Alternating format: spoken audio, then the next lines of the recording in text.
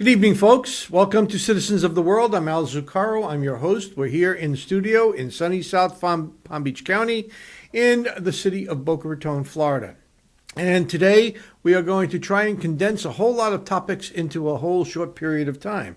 We will be looking today at Mexico. And the reason I picked Mexico is because there is an incredible amount of activity going on there. And some of the topic is timely, it's important, and they are an economic driver here in the United States and particularly here in South Florida.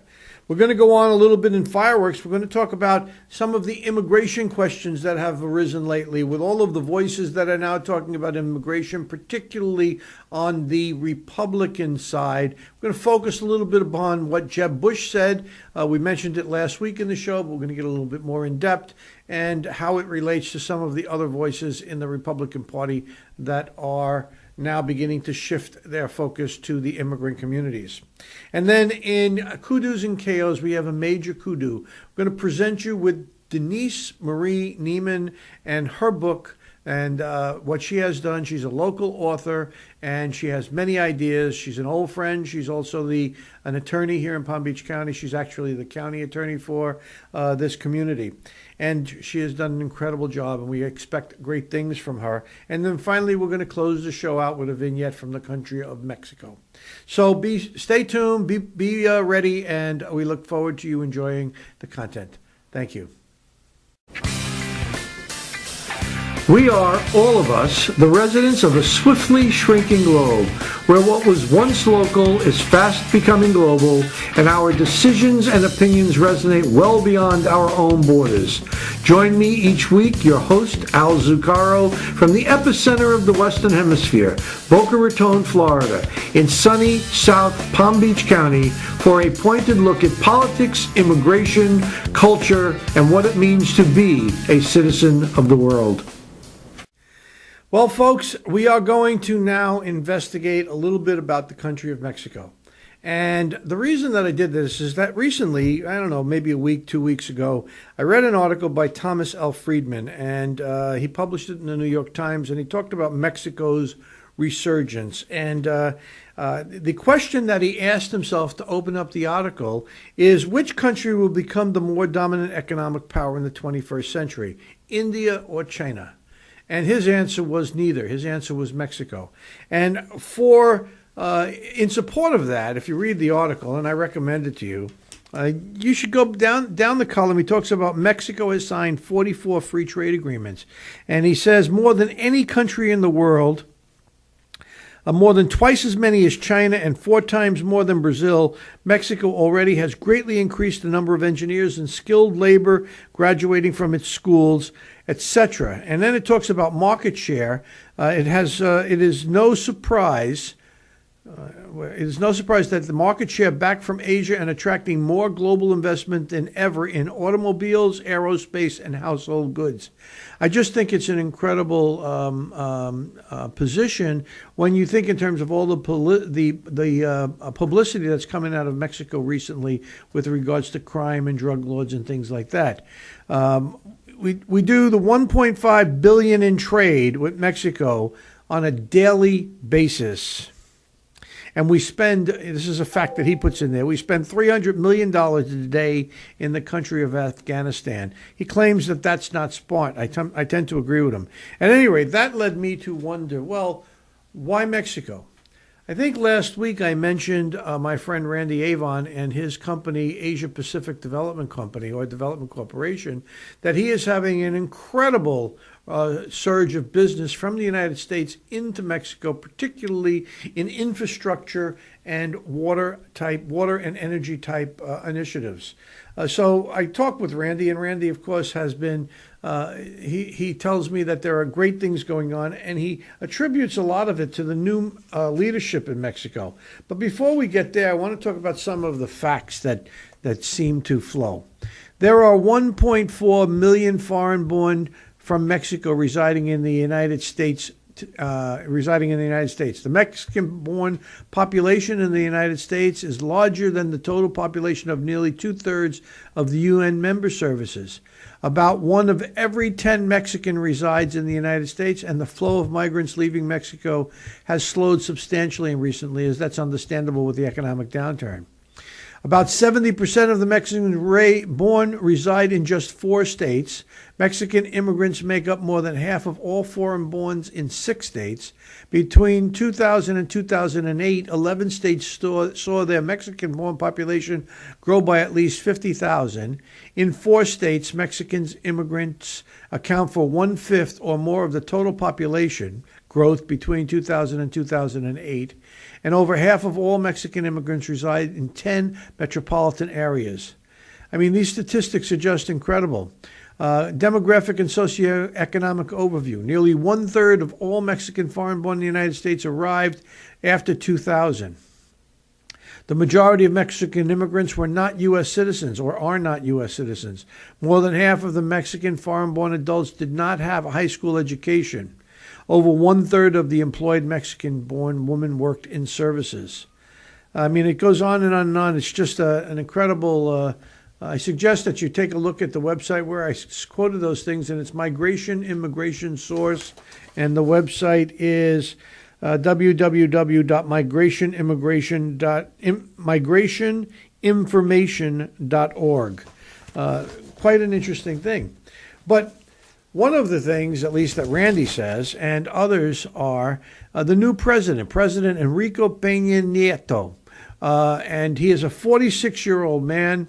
He is he's an anomaly almost. Some people can't figure out whether he is old guard or new guard, and he seems to be a mixture of both.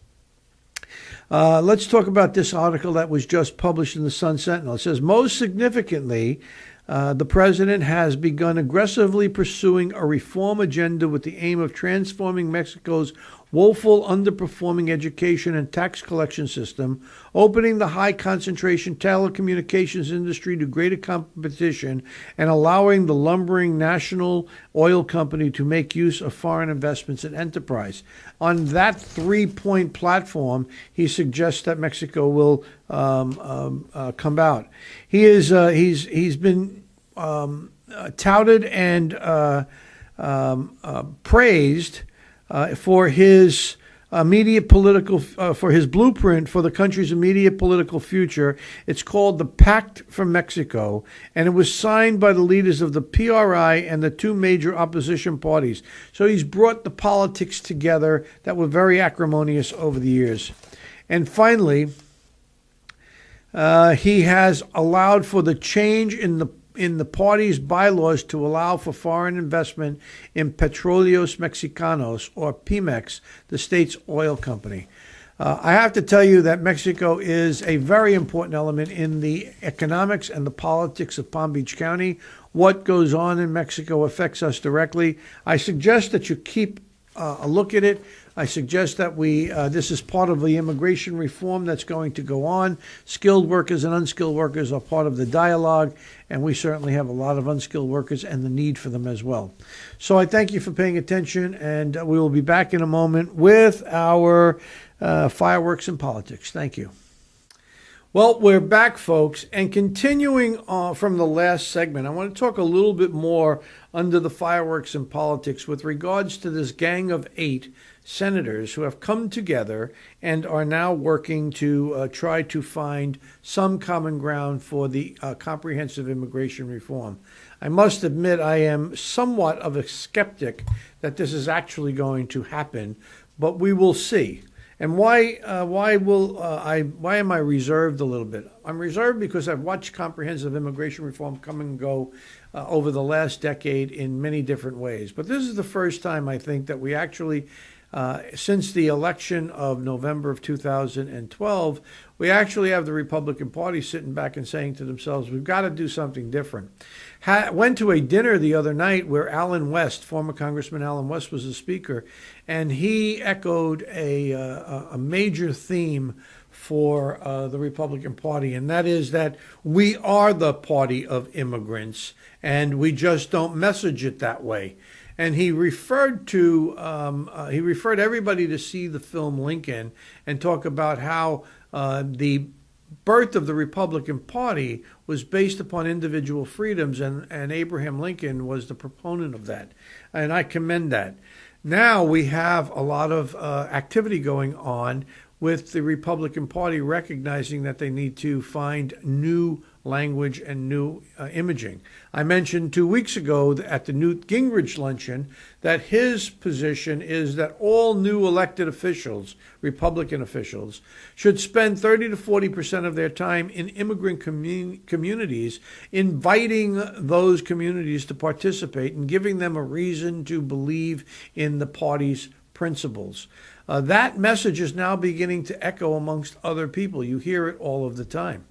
And I think that what we're beginning to see, here's some of the headlines of the last couple of weeks. Skilled workers, citizens can weigh in immigration bill. Well, that article talks about weighing or balancing the notion of increasing the number of skilled workers under the H-1B program versus the number of people that we bring into the country for family unification. In family unification now, we talk about mother, father, brother, sister, children under the age of 21. In skilled workers, we limit the number of workers that are available from foreign locations to participate in commerce and industry in the United States. So there is a debate going on, a healthy debate on an essential element. Another item that points to the same thing is migrant workers' plans in the works, and it talks about business and labor are preparing or at least talking about compromise on an immigration outline. And interestingly enough, you have the president of the U.S. Chamber of Commerce, Tom Donahue, and the AFL-CIO President Richard Trunka as being participants in this. Those are, generally speaking, opposing forces that are beginning to look at and grow to look at how to encourage and improve the immigration laws of the United States. And then finally, there was an interesting article that goes back to the H-1Bs and students. We encourage our universities to bring students from around the world here. It's an economic driver, even here in Palm Beach County. I mean, Lynn University has students from around the world. Palm Beach Atlantic University is reaching out globally. Northwood University, same thing. Even Palm Beach State College, which was our community college, is beginning to view the international market as a target. Well, the H-1, when a student comes in on an F-1 visa, they go through their course of study, and then they're entitled to 1 year of practical training. And during that 1 year, they have to find a company that's willing to extend them an offer for employment. And the only visa available to them is the H-1B visa. And so this last article says H-1B visas in huge demand for international students. And the reality is that last year the cap was 65,000 visas for H-1Bs, which were reached within the first 2 months of eligibility. Now, what does that mean? The visa cycle starts on October 1st of any given year. For H-1B visas, you have to file by April 1st of any given year. And so if I want to hire someone to work for my company starting October 1st, who's a foreign student or foreign national, I have to make that application. I have to wait till April 1st to make that application and October 1st to implement it. Well, last year, the quota of 65,000 was reached within 2 months of the window of opportunity opening. In years in the past, there was 1 year in the past where the quota was met the day after. People had such a queue. So the demand by industry here for foreign nationals who are being trained in the United States is huge, and at least this dialogue is being open. And then finally, we have to take a look at Jeb Bush. He is the most well-known, unannounced participant at CPAC in terms of the straw poll for president for running for president in 2016. He specifically said don't include him in that straw poll application. Well, He's been challenged a number of things. Number one, he talked about permanent residency versus citizenship, and he's sort of retracted from that. And number two, he's talked about some balancing or readjustment or reapportionment of the visas available for family unification versus skilled workers. I suggest that everybody should read Jeb Bush's articulation on immigration. It's a good starting point. I also suggest that people should focus on Newt Gingrich's analysis of immigration, also as a good starting point. And these young voices that are coming up as the leading Republican candidates for the future, they are listening, because you can hear these themes throughout what they're saying. With that said, folks, I thank you very much. Fireworks and Politics will continue to follow this immigration debate. Well, folks, we're back, and as you know, a few weeks ago we started a segment called Authors and Ideas, and the objective of this segment is to find people in the South Florida community, particularly the Palm Beach County area, that are writing books and doing things as either their prime purpose in life or an alternative purpose in life. And sitting with me today is Denise Marie Neiman, and Denise and I date back a long, long time. Actually, I don't want to even tell them how long we date back. Well, I will. 1984. That's a heck of a long time. Hey. We actually went to law school together. We got our Juris Doctorates at Nova University. Mm-hmm. Denise is the county attorney here in Palm Beach County, and she has done a magnificent job in that role over the last bunch of years, 20 years or so. You're getting ready to retire soon. 26 last November. Oh, boy. Yeah, thank you.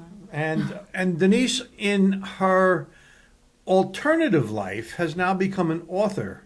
And tell us a little bit, why did you become an author? You said something before about stress management. Well, I love to write. I have a very active left brain and right brain, so fully engaged balance there. And I actually published a book at the end of 1999 on Christmas party celebrations.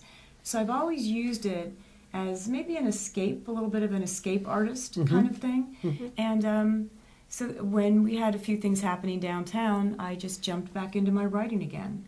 I think it's healthier to pound the keyboard than my head against a wall, so it's much healthier. That's probably true. Very much so. Well, let's talk a little bit about Rock the World Rehab. I mean, interesting name, number one. It's published about a year ago. It's available on the internet. It's available through most of the normal outlets. And it is a book that sets up an opportunity for you to go into your next life. Absolutely. So first, tell us about it, and how did you come up with the name?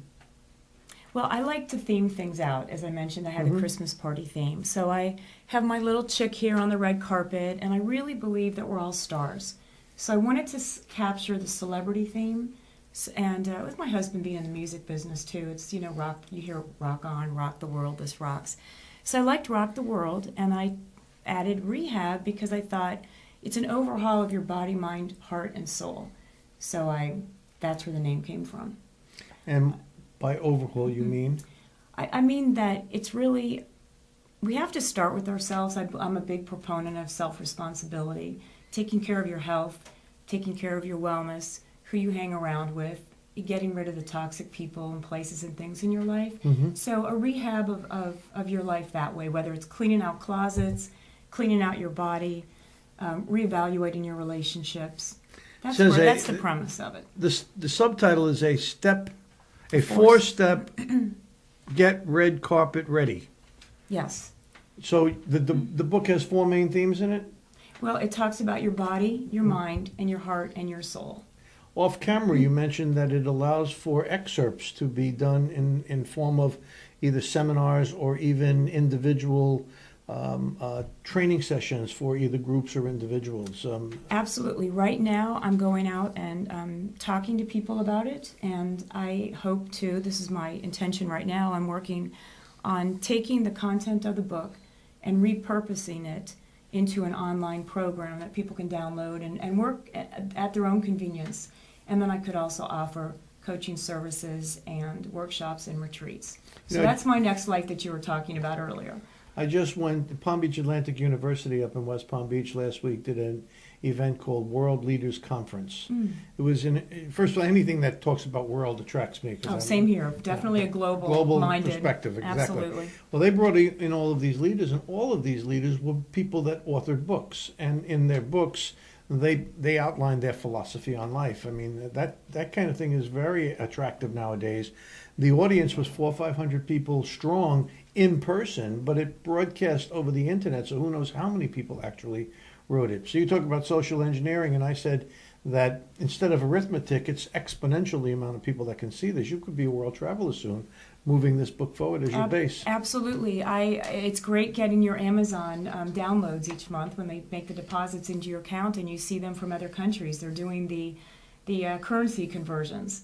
So it's fascinating to me. I am definitely a citizen of the world. I personally love to travel, and going to take it from there. Well, folks, I hope you enjoyed the interview with Denise, and I hope you enjoyed some of the earlier discussions that we had with regards to Mexico and immigration and things of that nature. I want to close out the show by paying tribute to the country of Mexico. We've done a little vignette. It's going to give you an overview of the country. It's a beautiful country. There are beautiful tourism opportunities there, and now there is a tremendous amount of economic development that dramatically affects us here. So with that said, enjoy the show. We'll see you on Thursday.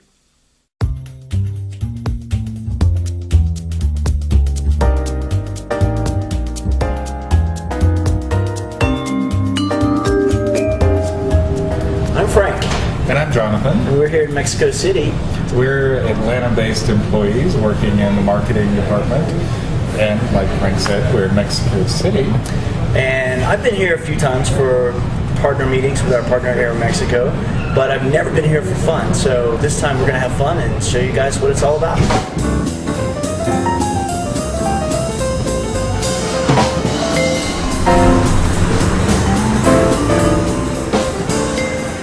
This is the official taxi cab slip you'll need to buy at the airport to make sure you get a safe taxi to Mexico City. Look at all the green Volkswagens. They're all taxi cabs.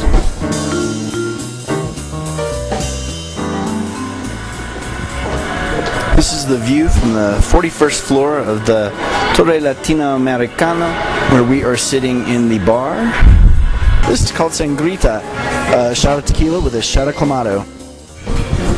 Down below is the Zocalo, our main plaza, formerly the center of the old Aztec city.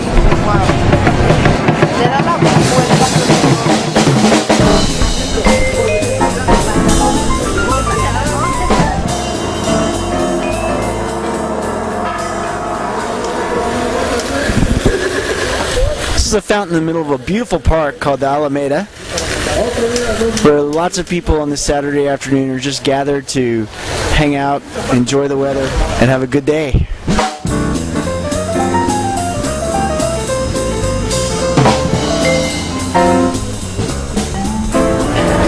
One of the things I was told to see here was the old post office. This is an amazing building, built in 1907 and just recently restored. It is amazing. We'll show you some of the sights and sounds of this great place.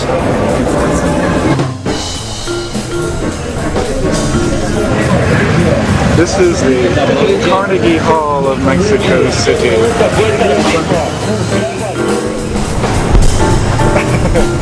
Siesta. It is time for a margarita. This lovely little bar is in a hotel called the Hotel Maria Cristina. Great little place, beautiful place to sit down and relax after a day of walking around the city. And have 4 or 5 margaritas.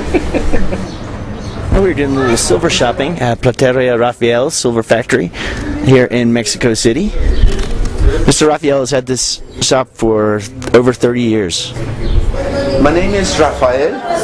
In our store, I am the designer, the engraver, and we make many earrings, necklaces, bracelets, rings, everything.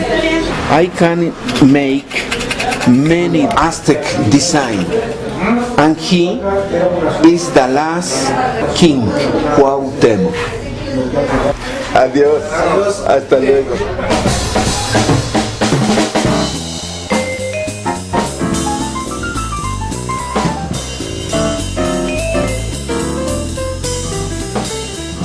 We're at the pyramids at Teotihuacan, about about an hour outside of Mexico City. We're about to take a very big climb, so bring water. See you at the top.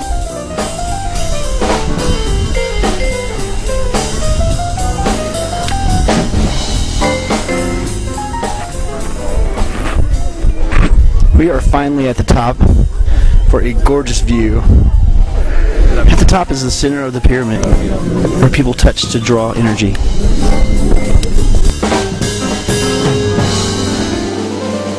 So next time you want to go to Mexico City or any of our other destinations around the world, go to delta.com where you can book your flight and your hotel and rental car all at the same time. So from Mexico City, Frank and I say adios. Adios.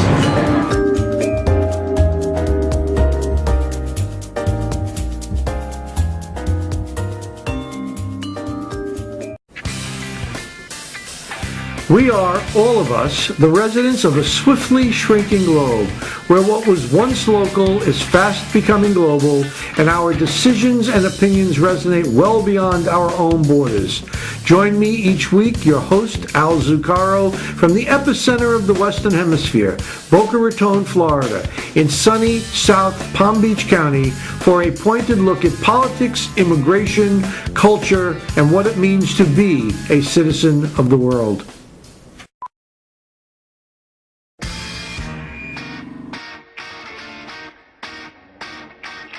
When I discovered the wonder of the path was easier to see. There ain't no other but the one I love. Won't you come deliver me? That's how it starts. That's how it starts. That's how it starts.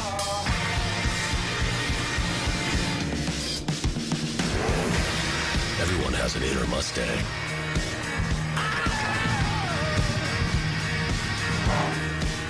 Unleash yours. The new 2013 Mustang.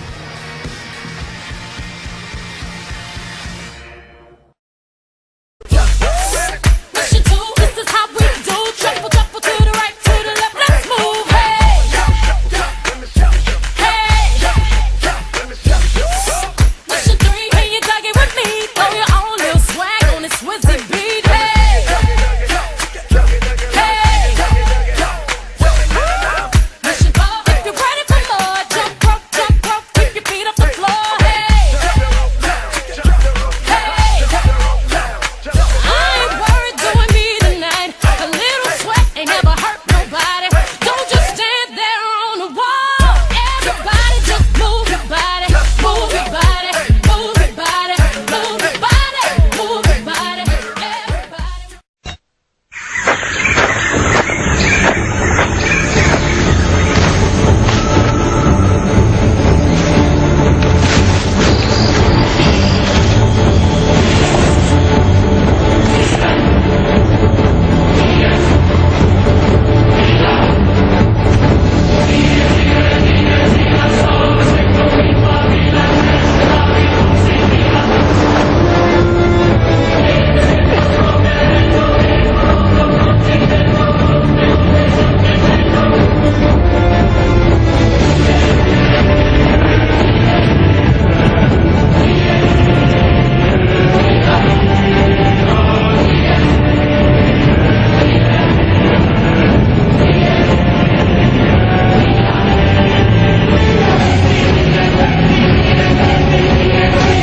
Spray more.